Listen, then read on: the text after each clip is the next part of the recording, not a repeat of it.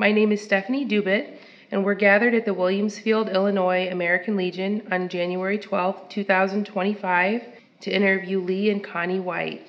It's my honor to represent the Spoon River chapter of the Illinois DAR today. The Vietnam Veteran Video Project is an ongoing initiative to honor our local Vietnam veterans, remember their sacrifices and those of their families through video interviews. I'd like to welcome Connie and Lee Wight and thank you both for agreeing to share your memories with me and with audiences for generations to come.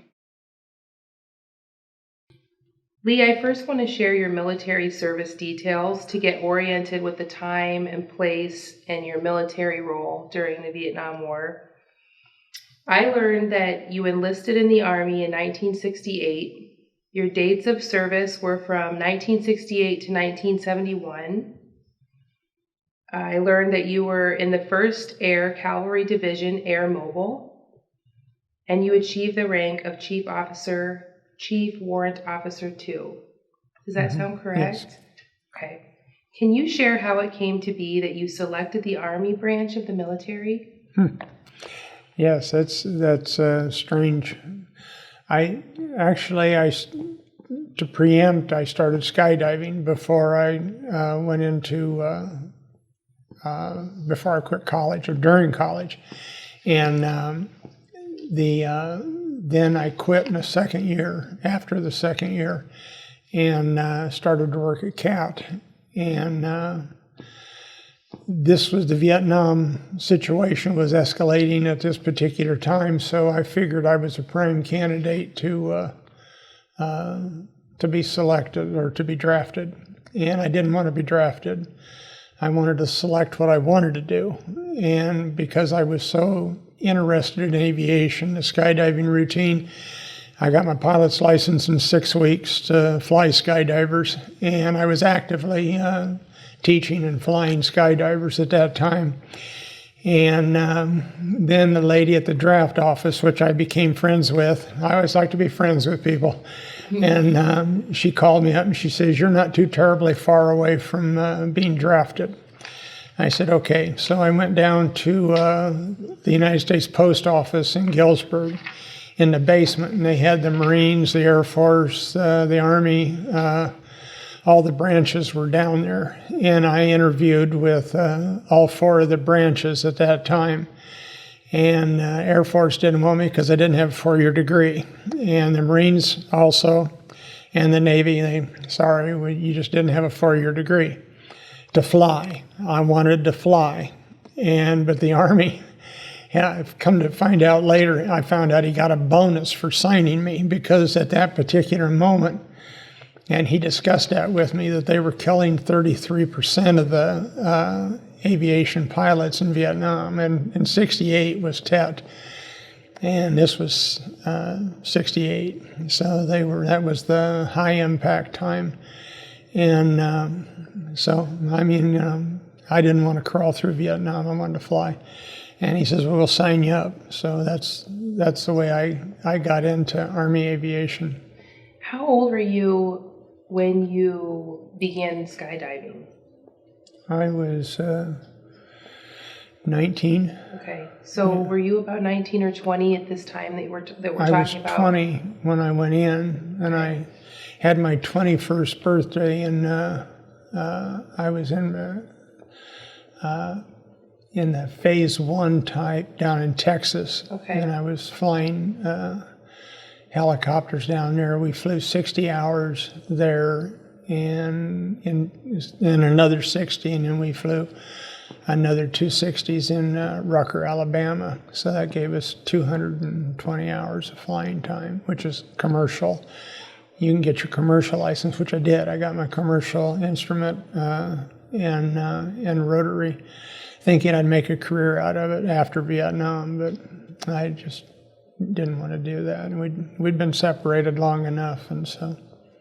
But it did come in handy as a hobby, didn't it? It started out, skydiving was a hobby, and then it became a passion. And actually, we'd broke up for a few months during our college time. She was only 20 miles away from me, and I was over to her college, and she walked down the stairs, and I I said, Connie. She goes, Lee. And so she walked over to me, which I thought she was mad at me because she said I wasn't being nice. But anyway, so she walked over and I asked her if she was dating anybody, and she said no. And I said, well, I'm not either. And she says, well, you're here to pick up a date. I said, no, it's a long story, but I said, no, I'm not interested in her at all. And so anyway, I took her back to the airport the next weekend with me, and then we went up in the airplane, and I told my pilot, Mike, I asked him, I said, now, this is my old girlfriend, and I said I went with her for a long time in high school and part of college, and I said I really like her. So I said, when you get up to 7,500 feet and I jump out, I said, turn the plane upside down and spin all the way down the ground, because she loves aerobatics. And Mike said, no problem, I'll do that for you. And so I jumped my student at 25, we go on up 7,500, and I backed out to the door. And I loosened up her seatbelt, and I got her over so she could see me fall out of the airplane. And I reached up and grabbed her in the shirt and pulled her forward, and I kissed her. And out the door I went, backwards. And I'm falling, and I'm watching her, and she's got her mouth wide open, like, ah. And then I flipped over and started doing and then I look, as I'm doing my series, I look over and Mike's got the airplane upside down and he's spinning down, and she actually beat me down. Yeah, so that's the way we got together. 4 months later, we were married. Well, and that is a good segue to ask you about your earlier days, the chapter before you enlisted in the Army. I wanted to ask how each of you would describe your childhoods and your life leading up to your dating life, just to get to know you briefly before Lee's story of being enlisted and service time. And Connie, would you mind sharing? I had basically a boring life. I was an only child because my brother was 14 years older than I and had gone into the Army, and I barely remember him. And we never went on vacations. We never did anything. So when Lee and I started going together, his family was very social, and I really enjoyed that aspect of it. So you lived a pretty quiet life in a little town of, at the time, Williamsfield was it still about a 600 population community? I think it was 500, yeah. Okay. Very small. Okay. And you lived in Williamsfield most of your childhood, didn't you? Most of it, yeah. Okay. We moved around several times, but And how would you describe your childhood growing up in Williamsfield? Boring. It was, I invented things to do, and I was so bored. If I'd have known her back when I was 6 years old, we'd have had a lot of fun together, because she was bored, and I didn't even know she was alive, but anyway. I would lay on the front yard of my grandma's house and watch the crows fly. And I wanted to be a crow. And then my superhero was Superman. But to be able to jump off a tall building and, fly would be just was a passion. Used to shoot arrows and try and catch them when they came down, just crazy stuff.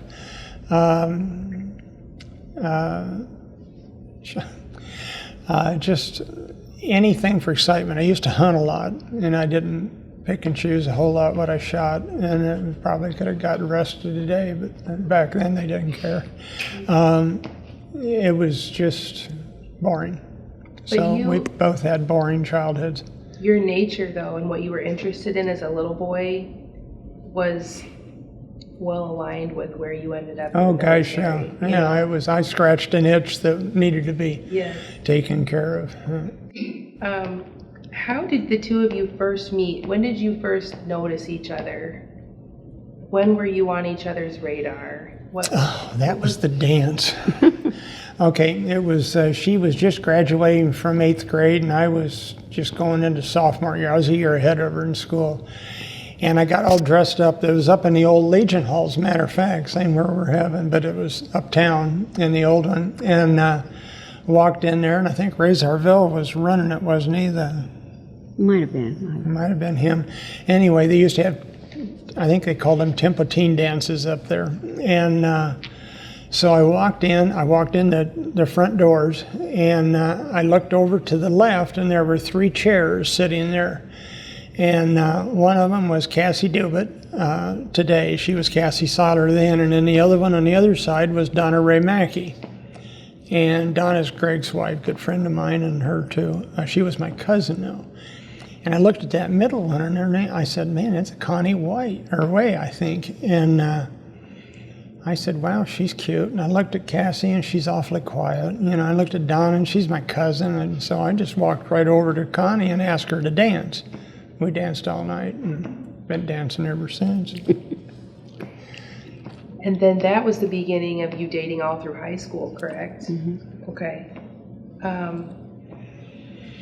Do you remember having a gradual awareness that the draft would be coming soon? Oh, and for someone of a younger generation, what kind of warning did you have? Was this a 12-month rumor that this would be coming, or how much time did you have to wrap your mind around the idea that you were either going to be drafted or you had to enlist soon? Just a minute, I quit college, because that was, you see, you had a deferment through college, and I hated college. I really didn't care for it. And but the skydiving I liked, and so I knew I liked aviation. But I went back to work at CAT when I quit. And of course, that's when Connie and I got married. But I knew it was coming. So, like I say, I went down to the draft board and talked to him. And something that I have always wondered is, in that time that you knew it was coming, is that, and you're a 20-year-old man, you're very young, did you find it to be very stressful and emotional, knowing what you had to sign up to do, or did you have a very positive feeling about it? I made it positive. It was stressful. Yeah, there's no question. Yeah. The entire country was in stress over Yes. Vietnam. It was not a pleasant situation. And I wouldn't have volunteered if they hadn't been the draft. But with the draft, I did not want to be drafted. So I picked what I wanted to do, and I got to do it.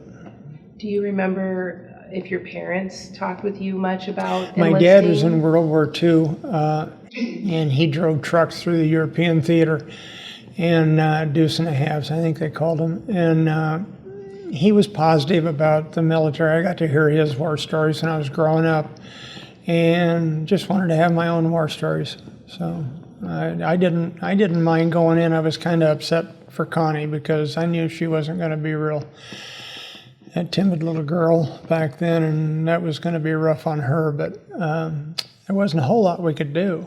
I mean, it wasn't. Well, one of my questions also was for Connie. I wondered if you remember your feelings at the time about Lee enlisting, and did you two have talks about what this meant for your relationship? And Well, yeah, we did talk a lot about it, but we knew that there wasn't anything we could do, and we had to make the best of it. And we decided, my parents lived in the area, but Lee's parents did too, and I stayed with them. So there was more activity there, and not that I didn't go see my parents all the time, but we just knew that there wasn't an alternative to it. And then it was a nice distraction to stay with his family. Yes. And then at some point, you got married, Mm-hmm. and before he went to boot camp, correct? Right. And then you also found out some good news, I think, shortly before he left or during his service time. I feel like you had news of your first pregnancy. Not yet. No, Okay. we really hadn't planned that. We decided that I would go meet him in the summer after my second year of college was over, and his parents drove me down and left the car there, and they flew back so we would have a car. And I remember packing up what I thought I needed, and one of those things was an ironing board, which I would never take today. But we met, and I stayed on a ranch with an older lady who was 75. I thought that was old. And she lived out in the boonies, and there were lots of rattlesnakes and scorpions. And then I moved into town into a trailer that was pretty much trashed up, but gave me a chance to clean. And I had a really good friend whose husband was also in the training, and we, kept each other company because we couldn't see each other except for 1 hour on each night a week. Couldn't hold hands, couldn't, it was all very formal. And it was there that we saw a lot of kids, Army kids, babies, and so we decided to start a family then. So it wasn't until we were at Fort Rucker that we found out we were expecting a baby. So Okay, so I got ahead of myself. So if we back up to the beginning of the experience would be boot camp, I would guess. And where was boot camp for you? Fort Polk, Louisiana. And what memories do you have That's of that? the armpit of the world. It doesn't get any worse than Fort Polk, Louisiana. It was very similar to Vietnam as far as hot, muggy bugs and just filthy. And then they had a place called Tigerland down there. That was I think it was the last 4 weeks of your 3 months of training down there. You would go to Tigerland, and Tigerland you'd live out in the mess and the boonies and eat bugs and snakes. And it was just, they taught you how to survive. I didn't think I really needed that. I'm going to be a pilot. I'm not going to be crawling through the jungle, but understand if you get shot down, you may have to crawl through the jungle. So I just went ahead and went along with the training, but it was miserable. Don't know I've ever had anything so miserable in my life. Even Vietnam was a cakewalk compared to Fort Polk, Louisiana. Wow, I did not realize how terrible boot camp was. I didn't like I it. knew it wasn't enjoyable, but do you think they chose that location, purposefully because it matched Vietnam conditions so well? Yeah, that was the main reason they put all the pilots through there, or I would say 90% of them. And then Walters was the primary in Texas, or Mineral Wells, Texas. Fort Welders is what they called it. And then that was 120 hours of flying time, and then you go back to Rucker, Alabama, and we lived in Dothan there, and that's another 120. So he had over 200 hours of flying time. Did you feel by the end of all of the training well prepared to be sent to Vietnam? I didn't have a clue. I didn't know. I could fly a helicopter. I wasn't worried about that, but there's a lot more to it than just flying a helicopter. And I'm not a gung-ho military guy. I wasn't waving flags, and I wasn't against it either. I just wanted to fly. I didn't care what I did. I just wanted to fly. So. Did your Fort Rucker training prepare you for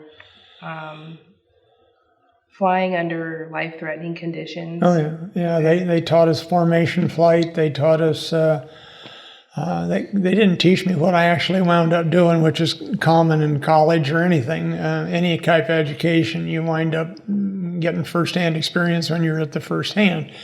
And but yeah, that was where they finished you off. They taught you instruments and how to fly, and that saved my life one time, flying instruments, several times actually. But one time I was lost out over the South China Sea and out of gas and had a full load of people, and I was running out of options, and it was at night. It was a bad deal. But anyway, I got on instruments and finally got on a GCA and nailed the runway perfect. And it was just because of my experience with in Fort Rucker. Saved my life. And in that story, I don't think I've ever heard that story that you just mentioned. What leads you to that point where you're almost out of gas and you're not where you need to be? What circumstances lead to that? I was lost, okay. I took off out of Saigon or Benoit, I don't remember which one it was, and I was flying north, and that fog just hit. I wasn't really prepared for it. I mean, you're supposed to be prepared for it, but I didn't have my knee. We have these plates that we put on our knee, which has the instrument flight numbers and everything, the radio frequencies, and I didn't have that with me. And I don't know whether if I forgot it or what happened, but anyway, and the guy flying right seat was probably the dumbest pilot I ever met, and I had no help there. And so I finally, I mean, it takes time to get acclimated that you're in IFR conditions, so I would say maybe 10 minutes I was totally IFR. I couldn't see anything, and so I was trying to fly and do the radios, and this guy was freaking out, my pilot. And so I was trying to get the right frequencies, and I finally got on the right frequency. By the time I'd done this, I had turned and was moving east towards the South China Sea. And by the time he finally got recognized, he found me on the scope. I was on the very edge. I came real close to being outside of his radar.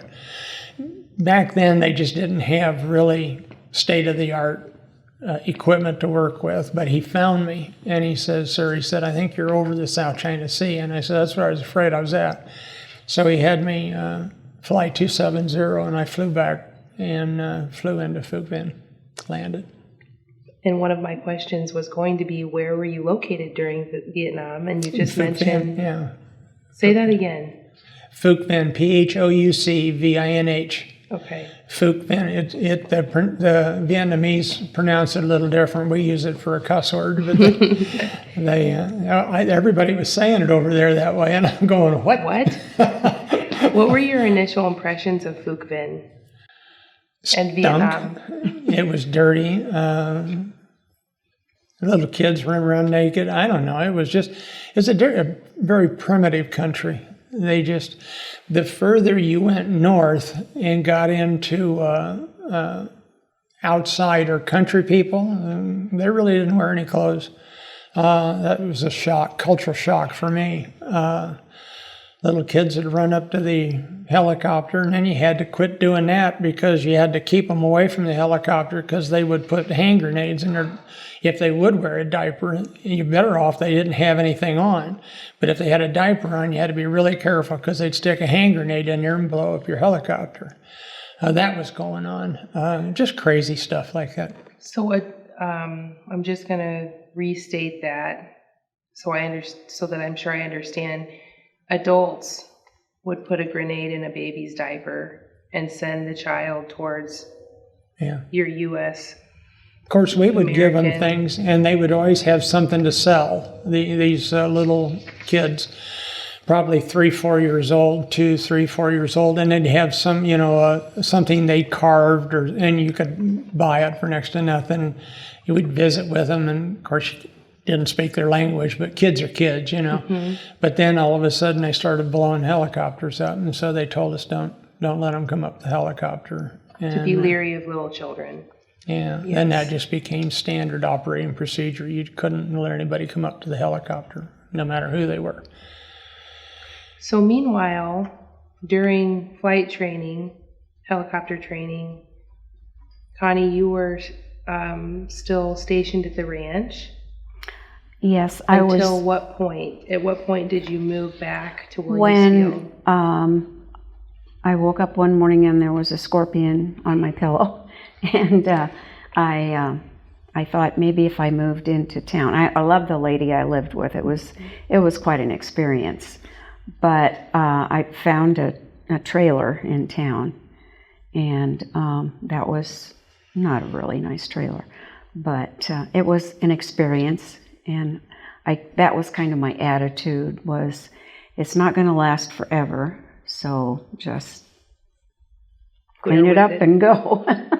And then at what point, when Lee was sent to Phuc Vinh, did you move back to Williamsfield at that point? Yes, he had a certain furlough, days off before he left. So I moved into his parents, and then he went to Chicago. I took him up to O'Hare. We stayed overnight at a hotel near there. And I left him, and he took a flight to Seattle. And I wouldn't do that today. Of course, it's a lot more busy than it was then. But I remember one of the cab drivers saw me and asked me if I was okay. And I said, no. But so I drove back home, and I was at his parents. So from Chicago, you drove yourself back home, Mm-hmm. and you're saying you wouldn't do that today? I wouldn't drive at O'Hare, no. Right. So you were the only family member that officially saw Lee off. Mm-hmm. And was that an upsetting goodbye? Had you prepared yourself? She was pregnant. Yes. Yeah. How pregnant were you at that point? About 4 months. Okay. And then you returned home to Williamsfield Mm-hmm. to stay with the Whites. Mm-hmm. And then this began the habitual letter writing. Yes. And how many letters did you exchange for the next 3 years? They're in three boxes 2 more over years, I would there. say. Yeah, I wrote every day. He wrote almost every day, unless he... Sometimes I couldn't write. I was just either dead tired or didn't have the opportunity. So And how many days would you say that it took your letters to get to each other? 2, 3 maybe sometimes. Yeah, a week maybe, but Which sounds almost fast. faster than today. Yeah, I got her letters quicker than I think she got mine. But yeah, I have. We kept all her letters. Do you want to talk any more about Fort Rucker, or do you want me to move on? We just enjoyed. Not that much happened there. We just enjoyed living together. That was Yeah, in a trailer every such a blessing. night. Yes. And Got you through that first year, really. Part of that first year, right? but Rucker, that was where I flew instruments and tactical flying formation. We got to actually live like a couple then. That was Yes. that was 5 months there. Yeah. And then Did you know to appreciate that at the time? Did you think this is great? We're getting to live together. This Yeah. is going to last forever. the first time. Well, and you guys don't remember John and Joe Potter. They used to have Central Butane, and then he went back to school to become a lawyer. They've since passed away, but Lee and I both worked for him in high school. Okay. And they came down to visit us, and just to show you what, we were probably not very nice. Our bedroom had a double bed, and the other bedroom had bunk beds. Yes. We didn't give up our bed for them. They had to sleep in the bunk Bunk beds. beds. They were fine. They survived. I've slept in bunk beds too as adults. Lee, I learned that you have been awarded the Bronze Star Medal, National Defense Medal, Army Aviator Badge, Vietnam Service Medal, Vietnam Campaign Medal with Device 60, an Air Medal, and the Vietnam Cross of Gallantry with Palm 2 Overseas Bars. Did I leave out any of your medals or service awards? They had all the paperwork done for a Purple Heart, and I turned it down. Can you explain I the just Purple saw Heart some story? horrific, tore up people over there, and it was a cut on my foot. It was what they call I don't know. They got a name for that, but I mean I was crawling out of my bedroom into the bunker because we got rocketed that night, and it blew away my roommate's bed. But on the way out the door, I cut my foot, and so I didn't think anything about it. It got infected, so I went to the infirmary, and that's the way I got turned in for Purple Heart. But I turned it down. You declined the Purple I Heart. declined it, and I wished I hadn't now. But And I'm just your audience member, but it seems like your life could have been taken in that explosion. Would you agree? Had it been about 20 feet further, it would have been right in our bedroom. Which makes me feel like the Purple Heart was deserved. There's a couple of instances over in Vietnam where I still thought it was fun. Yeah. I turned things around, and I try to make stuff fun. And of course, being able to fly a helicopter was my just It's really, your jam. Yes. really happy to do.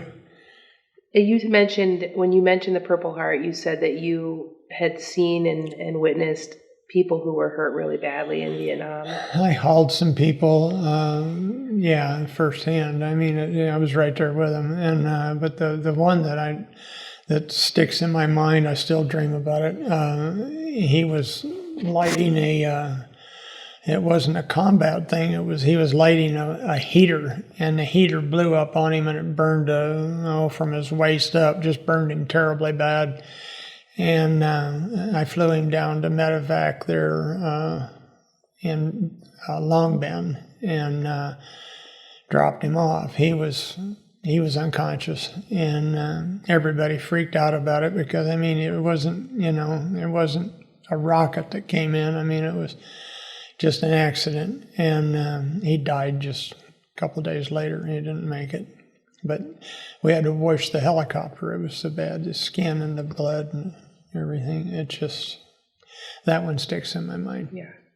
I wondered if some of the injuries that you witnessed were difficult to mentally cope with around the days that they happened. And then you get kind of calloused after a while. Somebody gets shot and they throw them in the back end. You haul them to medevac. Well, that's just a job. It's like ambulance drivers. They pick up bad accidents all the time. You don't get involved with it. Now the guys in the back that were handling those fellas, some of those guys felt the trauma more than the pilots did. But your stomach's always tied in knots anytime you're in a situation like that, and it's called stress. And it just, but you learn to deal with it. Do you think the job you had to do as a pilot was a nice distraction at all from what was going on in the back? Well, I made it fun. No matter what I did, I had to make, and of course, if you like your job, it's going to be a whole lot more to do your job. And I had a passion. I loved my job. I love flying, and I did a lot of bizarre stuff over there that probably shouldn't have. And my major was always proud of the different events that I did over there with the helicopter. And so he tried to, he gave me a promotion to commissioned officer, but I turned it down because if I'd have been a second lieutenant then, and you can do that in country, and he was begging me to do it because he needed some people to do management in a warrant officer. You just fly. You don't have to. That's all I wanted to do.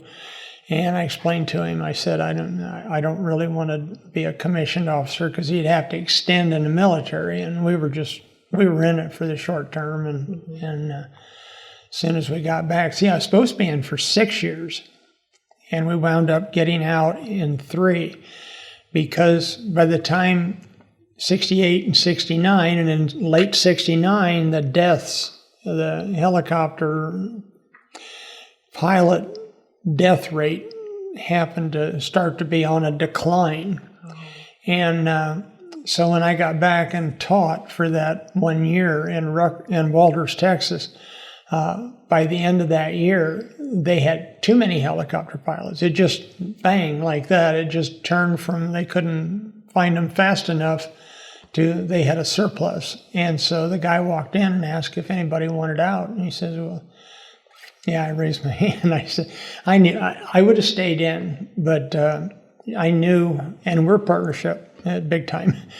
And I knew she didn't want it. She'd have slapped me in the next week if I would have gone ahead and said, or not taken it.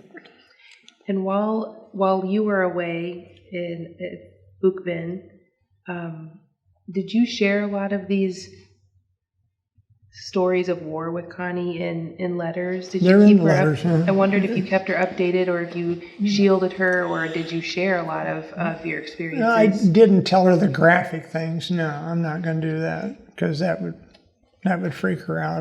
I censored a lot of it, but I told her if we lost somebody or something like that, I wouldn't get graphic about it, though.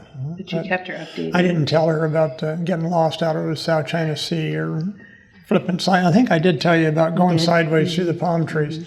That was a bad deal. You sent audio recordings when you were getting incoming. Yeah. But I knew it was okay if you sent it back, so. We have audio. We have audio the night that I was supposed to get the Purple Heart, but it was a terrible explosion. And but it was just from here to just outside the front door of the Legion here. Yes. That's how close it was. Well, I wondered if of all the medals the medals and service awards that I listed, is there one that you're most proud of or that's most special to you? Well, the Bronze Star was kind of a pat on the back. The Air Medals I deserved. No, not really. They all meant something. Is there a story that you could tell us that was most eventful or special or even life-saving that you experienced? Well, life-saving. The flying through the palm trees sideways. Can you tell that story? I had picked up 3 NBC reporters. Now, here again, this is just horseplay. I wasn't supposed to be doing this. But I had picked up 3 NBC reporters. They were brand new in country down in Saigon, Hotel 3 they called it. And I came around the end of the runway on 09 coming into Tan Son Nhut. And you have to be in a corridor between 500 feet and 700 feet over Saigon. And then when you get underneath, then you have to go underneath the takeoff and departure path. So I kicked it out of trim, fell sideways for 500 feet, just straight down, sideways.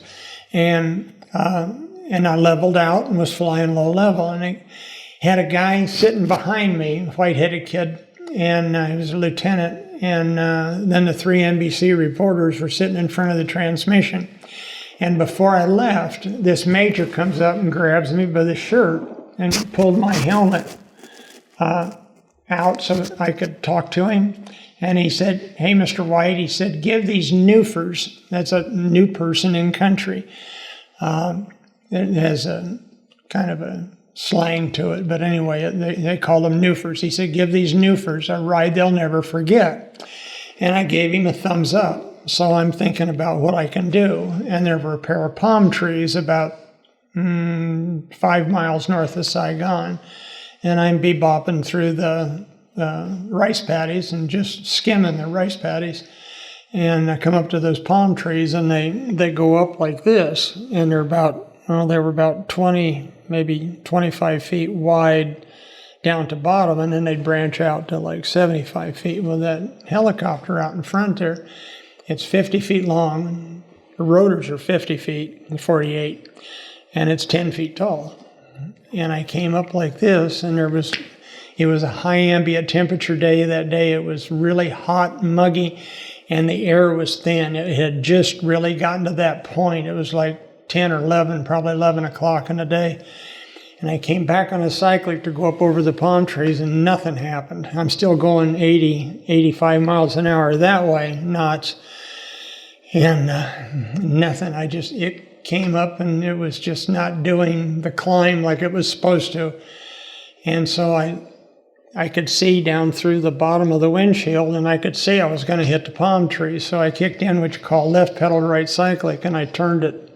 And once again, I'm going 80 knots this way, and I turned it sideways and went through the palm trees sideways, and then came back and tried to get it to fly again. And it wasn't. It was coming down towards the rice paddy, and just a last second before I hit the water, would have hit the water, it started to fly.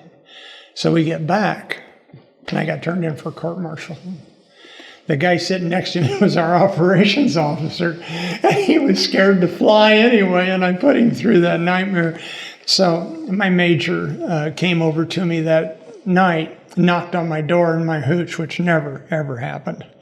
And he said, "Mr. Wight," he said, "we need to go to the officers club and talk." And I said, "Yes, sir." So I put on my outfit and down to the officers club we went. And he looked at me and he said, "You need to buy me a Jack and Coke." I said, "Okay." So I ordered a Jack and Coke and I got a beer and I said, "What's going on?" And we had some chit chat. I talked about Connie and he talked about his wife. Really got to know each other well. And he finally looked at me and he said, "Just what in the hell did you do to my lieutenant today?" And so I explained it to him. I didn't stutter or anything. I said, "Well, Major told me to give him a ride they'd never forget," and flipped the helicopter sideways through the palm trees. And I said, "It was not a good situation, but I did it." And he says, "I don't know how you did it." And I said, "I don't either. But it did. It worked." And he said, "Don't do it again." I said, "Okay, that's not a problem." We shook hands. And he tore up the court-martial. So, yeah. Well, I was wondering, when he came and knocked on your door, if you were already stewing and nervous about what had happened that day, or had you moved past it in your mind and thought it would be okay? No, dumber than a box of rocks. I didn't know didn't know the lieutenant had gone that far. I knew he almost couldn't walk when he got out of the helicopter because I saw him. But I didn't think anything about it. It's just another day flying. But he didn't like to fly, and that's the reason he was he worked in the office. He didn't want anything to do with helicopters, scared death of them. And I kind of knew it, but I kind of didn't. And I shouldn't have. If I'd have thought about him sitting there, but I wasn't thinking about that. I was thinking about these NBC reporters. And one of them, I found out years later, his name was Richard Threlkeld, and he was a famous war correspondent in Vietnam. So at least I kept him alive that day. Yes. It's such a, I'm conflicted when I listen to the story because on one hand, you took a risk, but on another hand, you gave them a great ride and you also got them home safely. So I feel like you deserve more credit than criticism. No? No, that Major Smith and especially that Lieutenant Hollingsworth, I think was his name. They would disagree with me. I still think he has probably a nervous disorder. I'm sure he's getting a disability of some kind over that. But that had to be stressful for you too. And when you got home and landed, are you able to just compartmentalize those experiences and move on with your day without any? No repercussion whatsoever. No, What a gift. Just another day in Vietnam.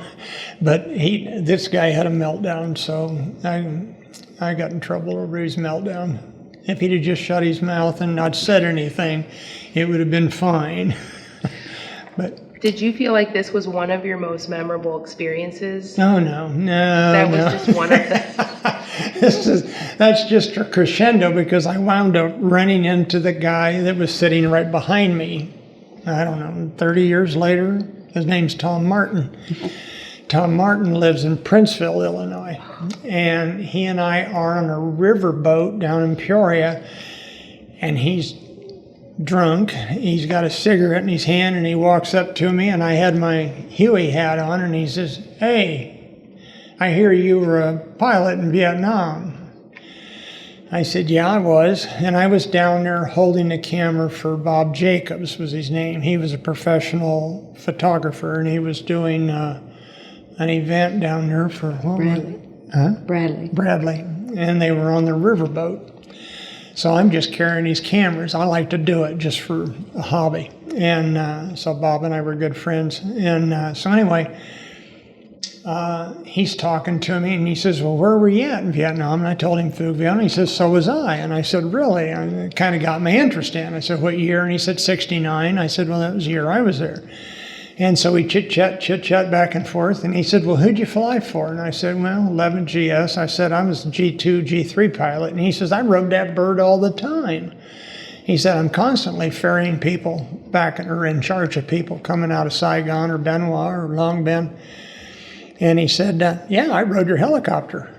And then we got to talking about going sideways through the palm trees and he started to cry. And he got down on his knees and bawling. And I got down on my knees with him and we were hugging each other because I knew he must have been the guy behind me.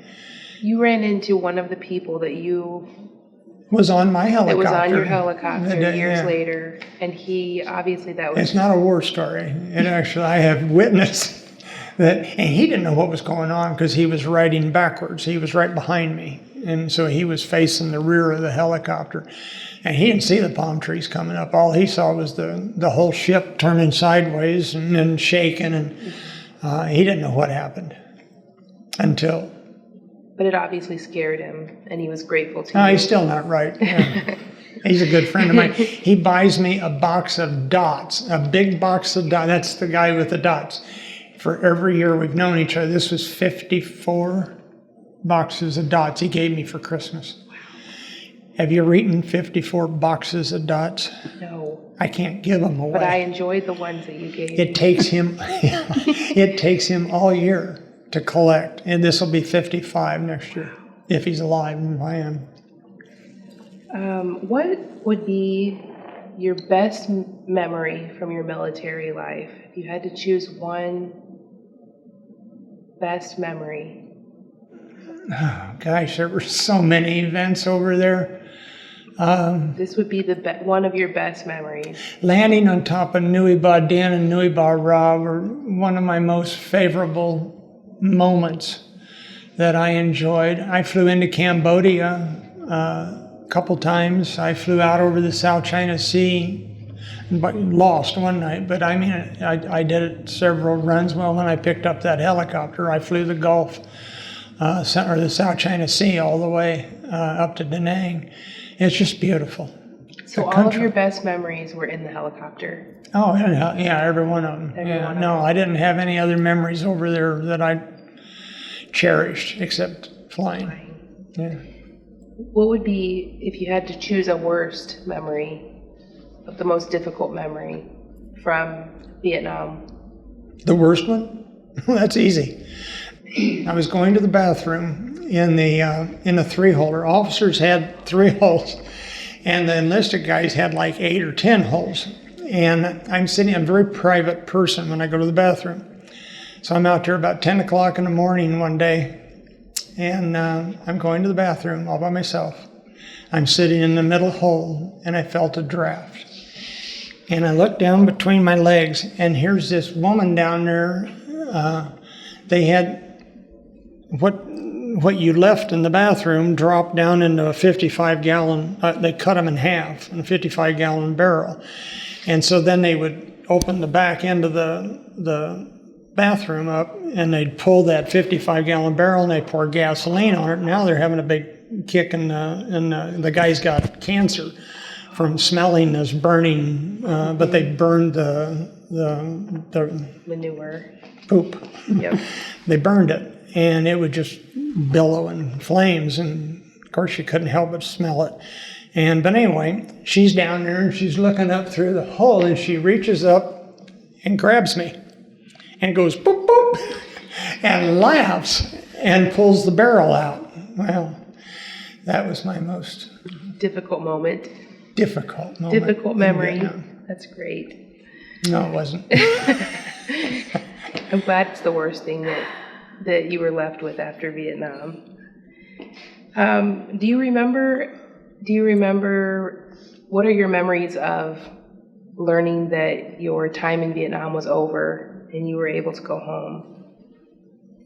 What my memories were? What do you remember about learning that your time in Vietnam was coming to an end? Oh, we counted the days. Yeah, everybody did. Did you have an exact end date, so you knew when that would be? Yeah, they called it DROS. You had a DROS date, and that was, they would pull you off of flight status. And I think I flew the last day of my flight status. Was it difficult to say goodbye to Vietnam? I know that it was difficult to be away from home and Connie, but... I just didn't like the smell over there. It smelled like dead fish, and it was humid. It was the most disgusting smell. I got used to it, but I just didn't like the smell of it. I thought I never, ever wanted to go back to that country again. I wouldn't mind, I wanted to fly, but I didn't want to go back to Vietnam. Now, I kind of am toying with going back. we met a pilot that is building a home over there. He's building about $1.5 million home on the north side of Saigon, and I'd kind of like to see that. I'd kind of like to just see the country. I hope that you do. It was beautiful. It was a beautiful country if you were 2,000 feet in the air. Above every. What if you're on land? What? When you go back, you'll be on land, right? Well, I don't think we can get a helicopter. I don't, and I'm not certified to fly right now. I've still got my license, but nah, I don't want to fly over there now. I don't even like flying, in airports here now because it's just too complicated. Do you fly anymore? Yeah, I got a little two-seater, Okay. and Connie and I go out on date nights or date days, and we fly around, just wave at people. How long have you and Connie been married now? How many years? 57. 57 years. Did you have a recent anniversary? Well, it's in September. Okay. Can you describe your reunion with your family when you came home? Well, we stayed, she probably does a better job at telling this, but we stayed in a hotel, and you brought Alan. In Peoria. Where I got to meet my son, and that was fun. I'd love to hear what that was like, preparing to go see Lee for the first time with Alan. Yeah, we had decided that we would just get together from him getting off of the plane in Peoria and go to a hotel so he could meet Alan. Alan was 8.5 months old before I saw him, and it worked out really well because if we'd gone home, everybody would have been in, and I think it was easier to make this introduction to Alan. And he took to me, just didn't have any. Well, I had Alan kiss his picture every night, and I mean he'd just slobber on it, but he saw him in his uniform, so he was used to that. So you just showed him pictures every day of his dad, so that he would be familiar with him when he got to meet him. Right. And see, it'd been all year except for one time we got to hook up in Hawaii, but she didn't bring Alan with her. We just wanted to, we only had a few days together, so I wanted to wait till I got home so I could be with him rather than be with him and then have him not see me for another. Did you find it easy to bond with him as soon as you were home? Yeah. Oh yeah. Yeah. It's just like it didn't happen actually, but I have the memories. It's just she does too. It's just. Lee, who were the most memorable people during your Vietnam experience? Well, my roommate was memorable. He actually saved my life. Or he says he didn't, but he did. He pulled me out of bed that night that rocket hit. But the person I had the most fun with knowing was a guy called Bob Rackstraw. And he was our maintenance officer, and he was about a block away from me. I didn't meet him. Raleigh was the one that met him because he was very social in Vietnam, and my roommate. And so he was down there talking to Rackstraw, and Rackstraw was talking about skydiving. He wanted to skydive in Vietnam, and Raleigh said, well, my roommate wants to skydive in Vietnam too. And he's a pilot, and of course Raleigh was too, and Rackstraw was too. But anyway, so Rackstraw come up and talked to me, and we got to visiting, and he says, well, he had two, they called them trackers, that were riggers by trade, and they had two 28-foot parachutes. And he said, let's go down and talk to them. Well, these guys were enlisted guys, and the officers aren't supposed to fraternize with the enlisted guys, but we went down and talked to them, Bob and I did. And I asked them, I said, they had them sitting right there at the end of their bed, and they were all packed and ready to go. And I said, well, have you rigged them? And they said, no. We need to know how to rig them. We're riggers by trade, and so we can alter parachutes. but we need to know if you're willing to fly the helicopter, we'll jump them first, and then, but how do you want them rigged? And I said 72 elliptical. I want them built with 72 elliptical steering. And he goes, I can do that. He said, it won't take me a week to do it. So they got down and got them all sewed up and ready to go so you could steer the parachute. And so second week went by, and I thought, that's strange. So I called Rackstra, and we met down there at their tent, and nobody was at the tent. And so one of the kids had walked from the back of the tent up towards us, an enlisted kid, and he said, can I help you, sir? And I said, yeah. I said, we're here to talk to the trackers about these two parachutes. And he said, they just got killed. And he said, so they were running dogs, and the dogs would sniff out these foxholes, and the dogs went into foxholes and didn't come out, and so the two kids went in after the dogs, and somebody blew a grenade. So that was the end of that routine. So I looked at Rackstra and I said, you going to jump them? And Rackstra says, nope. And he said, why don't you and I'll fly? And I says, nope. So we just decided not to skydive in Vietnam. Come to find out, he did later jump 6 times in Vietnam, but that was after I left. But he and I became friends, drank some beer together, and he'd come up and he would sit on my bed and he'd eat her cookies and cakes and just foundered on them. I mean, he'd eat everything he could eat. And it had kind of shut him off a couple times because he just loved sweets. And we talked about a lot of the things we did when we were younger. Okay, that was in 1969. Now in 1971, Bob Rackstra jumps out of an airplane in Seattle with $200,000 in cash and became one of the most widely known national outlaws that they ever had. He was called D.B. Cooper, and to read the book, he come up with D.B. Cooper because his uncle's name was Cooper, and Dan was Dan Cooper, and he just blurted out D.B. Cooper when they asked him who he was. Okay.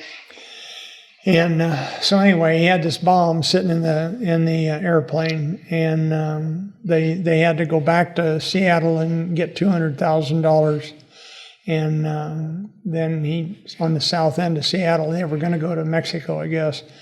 And on the south end of Seattle, he jumped out of the airplane at about 10,000 feet. And which, yeah, I mean, all of it he could have done. I didn't know because I hadn't talked to him at that particular point. Never to be found again? No, never found him. Well, they found him, but he was in San Diego, wasn't he? At in a wharf. He was living in a hut. But the FBI chased him for 50 years. And the way I found him was the guy that Bob, what's his last name? Anyway, the author of the book, The Last Great Master Outlaw. He wound up. I contacted him, and I said, how do I get a hold of Bob? And he said, you know Bob? And I said, well, yeah, I know Bob. He's a friend of mine. He says, who are you anyway? And he got upset. And I said, well, I'm Lee Wight. We hung out together in Vietnam. And he says, you're kidding me. He says, where you been for the last 50 years? And I said, oh, I didn't know any of this was going on. Sorry. And he said, yeah. He said, I got his phone number, his email. So he gave me his phone numbers. I texted him. I emailed him. The next day he calls me. I'm at the dealership, and Alan walked up, knocked on my door, and he said, Dad, he said, D.B. Cooper's on the phone. He said, I'm going to shut your doors. He said, he's on line 3. And so I talked to Bob Rackstra for about an hour and 10 minutes. We hooked up and he wanted us to fly out to see him, and we were going to go out in September, and he died in August, and this was like June or July. So you didn't get there, you didn't get to see him? No, but you got to talk to him? One of my biggest mistakes in life was not just dropping everything I was doing, and I just had some things going that I wanted to finish before our anniversary, and I wanted to share our anniversary with him, and he knew about our anniversary, and he knew about the first thing out of his mouth was, still married to Connie? Amen. And I said, yeah. And he said, Is she still a good cook? That's the way the conversation went. I said, yeah. He remembered her cooking. And then we talked about a lot of different stuff. But that, that's a memorable person. Is there anything more you would say about Raleigh, your roommate? Raleigh's just been a really, really, really good friend of mine for a lot of years. We have a lot of camaraderie. He comes up once or twice a year, and we go down there. We've been down there a couple of times, but he comes up here most of the time, and we just hang out and talk about the old days. And he lives in Bangkok, Thailand, isn't that where he lives? Yeah. In the wintertime, and then comes back to Springfield. And he wound up making helicopters a career. He flew governors and a lot of political people from Springfield, all different directions, mainly to Chicago, for 20 years anyway. Are you surprised that you didn't make helicopter flying a career? No, because I'd had enough being gone. I applied to TWA, I applied to Ozark, and I applied to United, I think it was, and in 1971, yeah. And the only one that responded was the one from Chicago, American Airlines, yeah. And they said they'd hire me, but I would be a year before they could start me on the program. Then it would be, you have to fly with them for a year. So it's like 2 years before I really had a paycheck. And I said, no, I need a paycheck right now. And so I started with, I was working at CAT. CAT had to give me the job, but we were in a recession then, and they just did a terrible thing to me, and I wasn't happy with them. And so I asked my dad if he would be interested in me. And his response was, we only know how to kill people and fly helicopters. He said, what are you going to do for me? So when you returned and you got back to Williamsfield, did you take a few weeks to just decompress? No, I got right into working at CAT right when I got back. So you immediately went to work at CAT? Yeah, I went right back to work. I needed a paycheck. I had 2 mouths to take care of, and she was going to college, and I needed to. At that time, were you going to college at Bradley? Actually, it wasn't right then. I actually started a preschool, and Alan was about 4, and I ran that for 6 years while I went back to school. Okay. So when Lee returned home, were you what community were you living in at that Peoria. time? Peoria. Okay. And then at what point did you move closer to Williamsfield? Well, it was when you started working for your dad, yeah. probably not that long after. He didn't really stay at Caterpillar that long. Okay. Yeah, we left the apartment there and then moved just north of town to Larry and Carol Mackey's house, bought that and raised our kids there, and then bought the land and built a house. That's where we live now. And what was your profession once you started working for your dad? What kind of It was strange. He didn't work know. life did you He have? didn't know what I could do. He said, you really don't know how to do anything in the car business. I said, you didn't either when you came back from World War II. And he said, well, that's true. But Dad, I don't think ever really thought I was capable of doing anything but fly. And so he said, I don't know what I'm going to have you do. And I said, here's the deal. I need a paycheck. And I said, if I don't work for you, I'm going to work for somebody else, but I'm not working for CAT anymore. They're just terrible. And he said, okay. He said, I'll start you at $100 a week and $20 a car. And he says, you can see what you do. And he said, by the way, I worked there for a month. And he said, by the way, I'm going on vacation. He said, I haven't been any place for 3 years. And he said, I need out of here. And I said, well, you haven't showed me how to do anything. I said, how do you sell cars? And he said, well, he showed me the invoice. And he said, here's the price. You sell it for that price. And I said, okay. I said, how do I do trade-ins? And he goes, well, here's the NADA book. It's a yellow book. And he said, it's got retail, trade-in, and loan value. And just give them trade-in value. I said, okay, I can do that.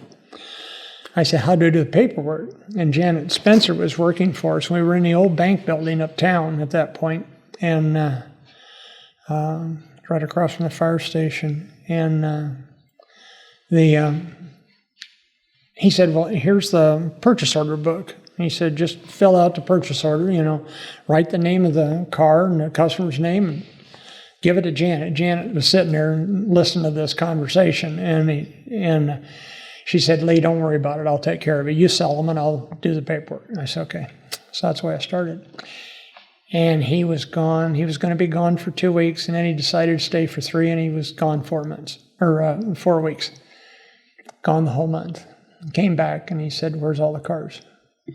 And I said, I sold them all. I said, I don't know how to get new ones. How do you get new ones? He said, you call Sue down to zone office in Peoria and just tell her what you need.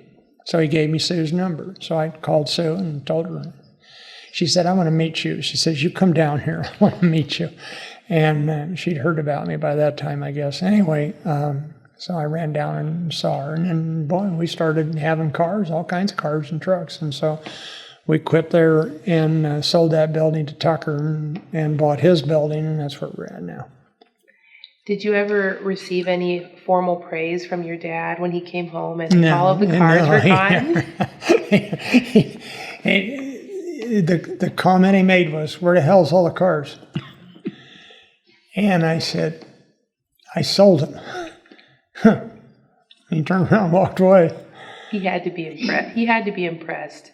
No, he didn't have any money. See, we had all our money at that point. I'd sold all these cars, but I didn't know how to get rid of used ones. Oh, yeah. I mean, he hadn't told me how to do that. And he says, well, you got a whole bunch of used cars. Yeah, I said, I've been washing cars and trying to get them all cleaned up. And I said, I haven't got any sold yet. And he said, well, you got all your money tied up in the used cars. And I said, yeah, I guess. I just don't know anything about this business. And so he ran down to Charlie's and got some money for cash flow. And then we called the auctions and took the cars over to the auctions and sold them, got our cash back. And it was just, that's the way we started. Off to the races from there. Dad was not a teacher. Did you enjoy this profession? I loved it. Yeah. Good. I loved it as long as I could fly. I continued. I started on the GI Bill, and I was flying 10% on the dollar, so I could rent a really nice wheels-up airplane. And I used to fly around the country and do dealer trades and stuff like that, do auction runs, and just build in time for I wanted to get my commercial instrument stateside. I had my commercial helicopter, but I didn't have commercial fixed. And so I was just putting a lot of hours in flying, and the VA audited my pilot's logbook one time and fired me from the VA program because you're not supposed to. I didn't know that. Nobody told me I couldn't do dealer trades but I was logging it in my flight book that I was on a dealer trade, and I was taking mom and dad to supper and doing stuff like that. Well, you're not supposed to do that, I guess. I don't know. So Nobody they slapped explained your it. hand for that. Nobody explained that to me. Lee, did you have any struggles that you can remember adjusting to life back at home after Vietnam? I didn't have any trouble, did I? Flushing the stool. Flushing the toilet, I guess. Never flushed in Vietnam for a year. That was an experience to have a flush toilet. But mentally and emotionally, you adjusted fine. And I'm still nuts, okay. but I mean, it's not a problem. But you always did see things in such a positive light. Would you I'm say what? you always saw things in such a positive light? I was just excited to be able to do something. I was so bored when I was a kid, and now I was being able to fly. I was in a war. I was interested in what was going on. I used to get to fly combat assaults, and it would be like the guy wound up being Bob Rackstraw's pilot. His name was General Shoemaker, and I got to fly with these generals, and they would be up there at about 1,500 feet, and the war would be, it was like watching TV. And I'm sitting there in the helicopter, and this guy's orchestrating the entire event. He's talking to the guys on the ground, he's talking to the Air Force, he's talking to, the guys with the bombs, he's talking to the guys with the Willie Pete's, and he's talking to the guys with the hand grenades down on the ground. He's talking to the infantry. I mean, he's doing the whole thing. And you have the aerial view. I'm Best sitting seat right in the house. Yeah, we're sitting right. Yeah, you couldn't. I mean, you couldn't have a better seat. Yes. The only thing was the red and green bullets would come up. See, the green were the bad bullets, and the red were our guys. But we get red bullets past our. Why would that happen? So I did key the mic one day and told them to knock it off down there. I said, "You guys are shooting at us," and I said, "I'm up here, so don't do that." And it made Shoemaker mad. I wasn't supposed to do that. Give an order. But yeah, Shoemaker was he wound up being a general. He was a colonel when I flew him, or when I flew with him, and he went on up to be a general. And he and Rackstraw flew, and that was back when Nixon was having them cut off ears for body count, and they would call in airstrikes after they would do these combat assaults, and they'd land a helicopter. Shoemaker and Rackstraw would land a helicopter, cut off the right ear, and take them back for body counts. And that was just a given. I mean, it wasn't anything terrible. Yeah. I mean, Nixon was the one, President Ordered Nixon. it. Huh? He was the one who had ordered it in order to Yeah, have he the body said, "I count. want confirmed body counts." He's tired of this guessing. Yeah. For some reason, they didn't like the guesswork, and so the only way. And then the guys in the field, they would wear necklaces, and they would have the ears on their necklaces, and it was, it was a little strange, but Yes. no big deal. But yeah, that was fun watching the combat assaults. And we had one time we almost got hit by one of the jets. That was interesting. But to watch him, what they would do, you see him sometimes on TV, but it's not like I got to watch. I'm sitting right there, and he'd be talking to the grunts on the ground, and he'd tell them to pop smoke where they wanted the bombs to land. And so you'd see like a great a purple smoke start to rise in this one particular style. And he would confirm grape. He would say, "Grape smoke," and they said affirmative.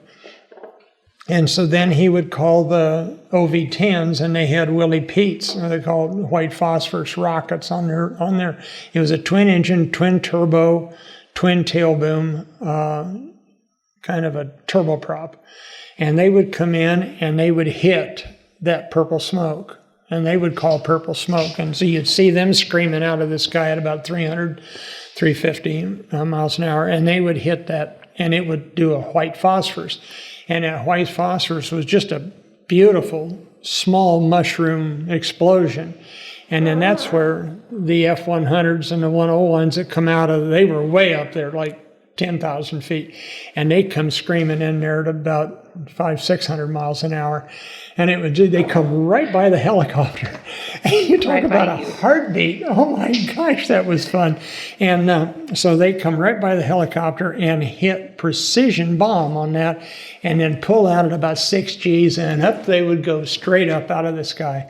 Of course, you'd lose them in the clouds. And one of them almost hit us one time. I saw it through they have a bubble up on top of the roof, and I could see the nose of the jet coming, and it looked like he was going to hit us. And so I hit left pedal, right cyclic, and would drop sideways and got out of his way. He went right. He didn't see me, and he went on down. But just close calls like that made it exciting. I was just thinking while you were telling that story, before you said that you were almost hit by one of the jets, that you all have so much trust in each other's skill. Well, yeah, you didn't have time to trust. You just reacted. It was very much a reaction. He trusted that the guys on the ground knew what they were doing. They trusted that there is a lot of trust. But the event was mainly reaction. You just don't have time to trust. It's just a reaction. You got people going 500-600 miles an hour in a dive with 1,000-pound bombs on board. It's just. How did that jet not see your helicopter? You had to move. You had to. Well, tilt see, out they of the sit way. on top of the jet, and he was coming down. He was coming down this way, and he was just too close for comfort. So You moved. I moved. Lee, did you ever experience any friendly fire or enemy fire that was life-threatening? Oh, yeah. I was flying from Phuc Vinh down to Benoit. I had a load of people on board, and one of them was a major, and he was sitting in front of the transmission facing forward.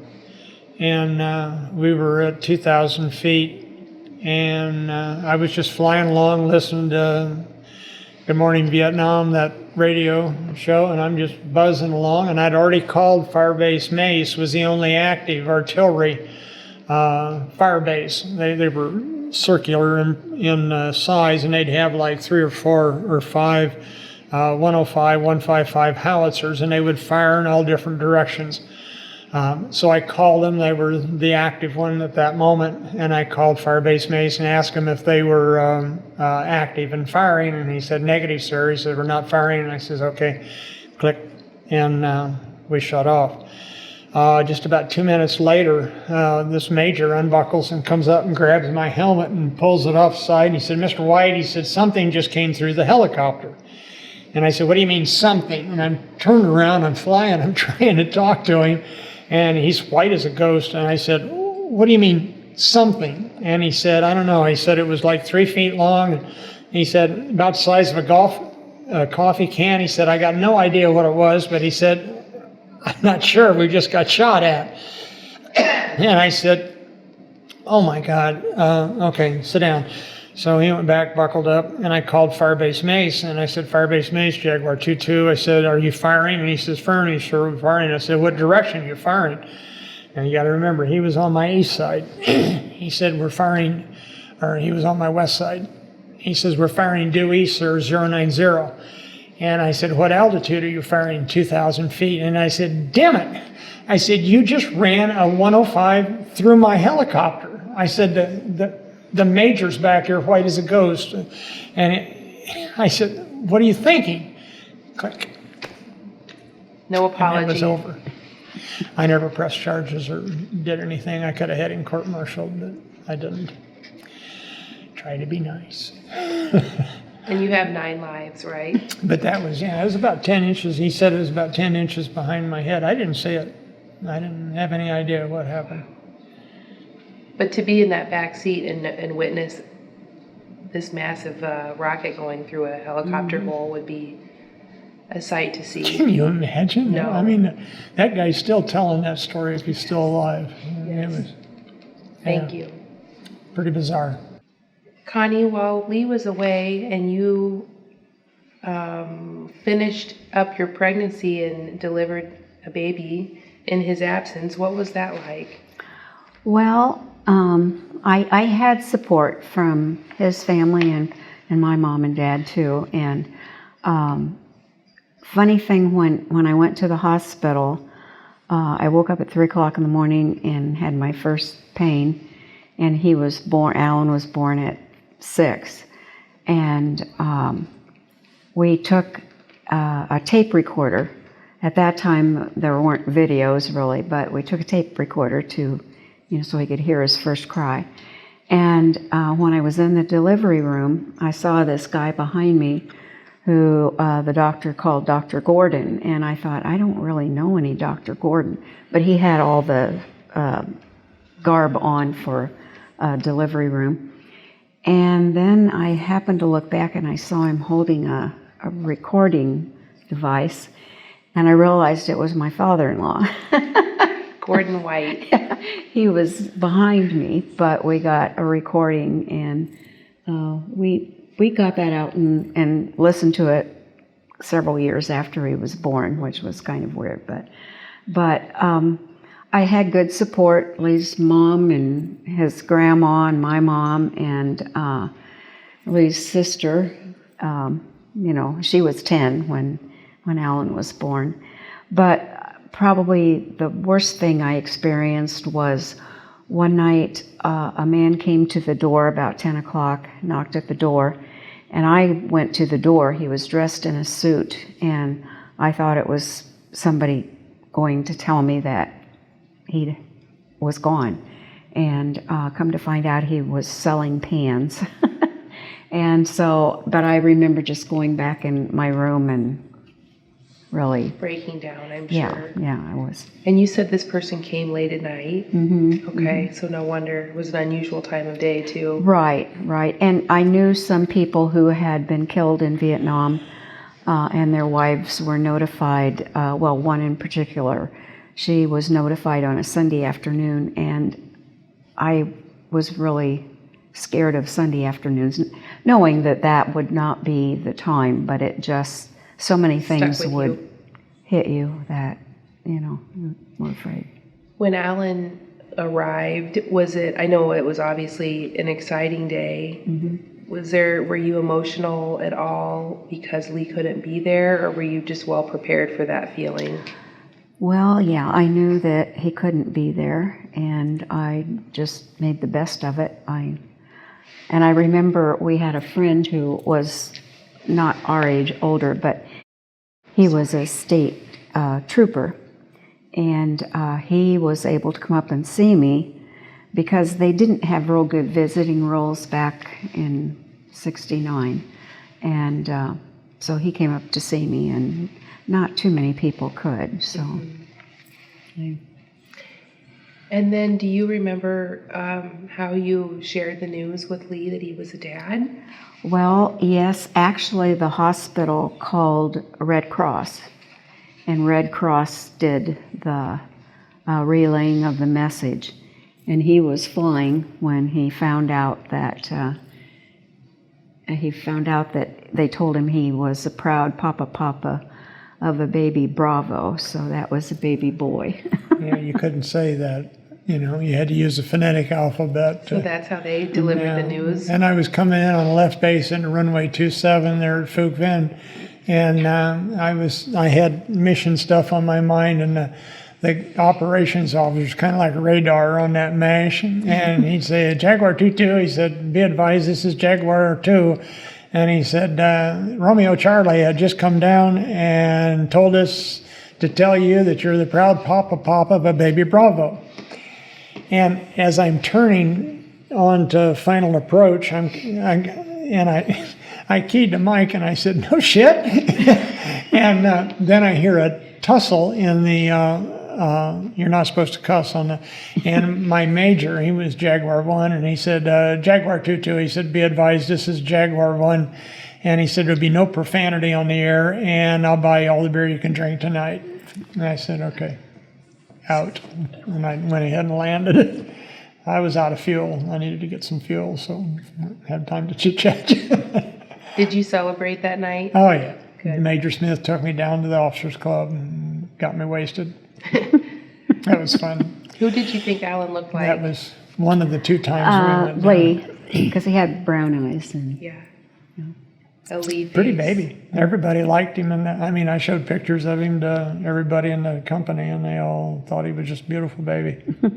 And so while he was a baby, you still stayed with the White parents, right. and or grandparents, I should say. And did you feel like you had an okay time adjusting to being a mom when he was real little? Yeah, because I had a lot of support, so I was fortunate in that respect, because there were some wives that were alone. Yes. So. Without the support, but with the babies. Lee, do you have older family members in your family that also served in any war? Yeah, I did. My granddad was in World War I, and he was in the tail end of it, and he was in submarines when they first had submarines, and then he was, of course, in the Navy. And then my dad was in the Army in World War II, and he was in a European theater, and he drove deuce and a half trucks. He was a corporal and drove all through the European theater and delivering supplies, ammunition, whatever.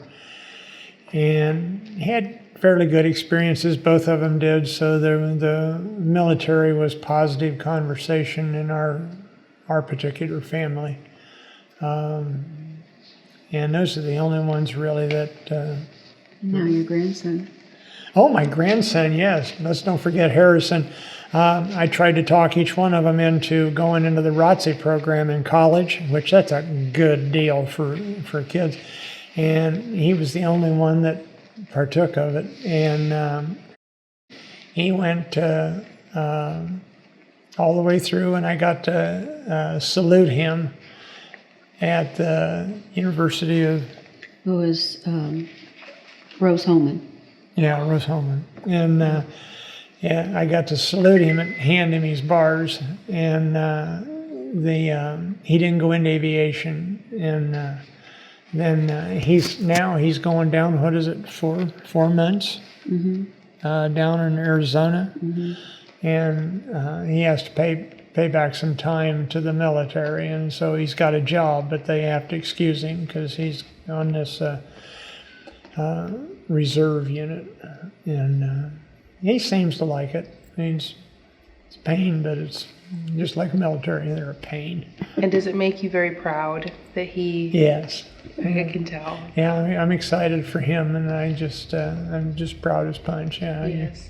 Gotta... And you said that your grandpa and your dad had positive experiences, and when you enlisted, did they have any additional talks with you about your enlistment or what your experience might be like? My dad, you mean?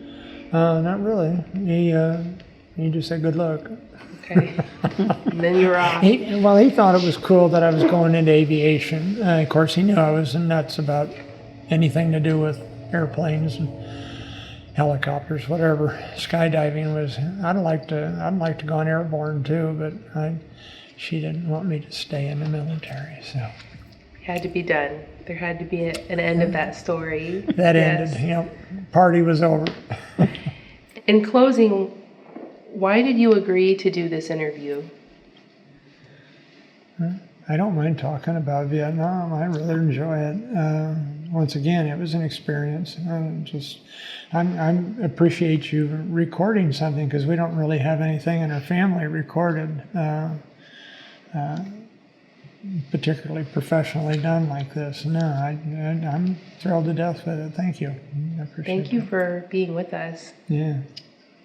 And Connie, why did you agree to be part of the interview? Well, I'm proud of Lee and what he did, and I'm proud of the way she stuck with me, though. A lot of wives canned their husbands, and it was a high divorce rate over there, but she stuck right by me. I don't know why, but she did. Well, you do have a unique love story for sure. I think you're just a rare romance. I mean gotta that in keep a positive having fun. way. We got a great family, so that we have good support there. What lessons could we learn from your experience? What lessons could current and future generations learn from your experience or from the Vietnam Enjoy War? what you do is what, it may not be a perfect situation or a perfect world you live in, but enjoy what you do. If you can have a beer at the end of the day, that's okay. Just enjoy it. Have fun. Try and make it fun. Try not to get too wound up about all the negatives. Try and look at the positives. and have a good faith in God. Yeah. And have a good faith in God. Believe in Jesus. I did, and a lot of times I didn't talk a lot to Jesus. I went right to God because I didn't have time to visit on the way, and so I had pretty direct line to God. Oh boy. Yeah. So a strong faith, a beer at the end of the day, and let stuff go. Yeah. Okay. Yeah. Just hold hands and have fun. Yes. I know I speak for our DAR chapter when I say how honored I am to have spent time with you both, to hear your story of service, sacrifice, and resilience after returning from war. I'm able to raise a family in a safe and stable country with freedoms and luxuries that many people around the world only dream of having, all due to your sacrifice and years spent protecting our country. So thank you. Thank you. Thank you.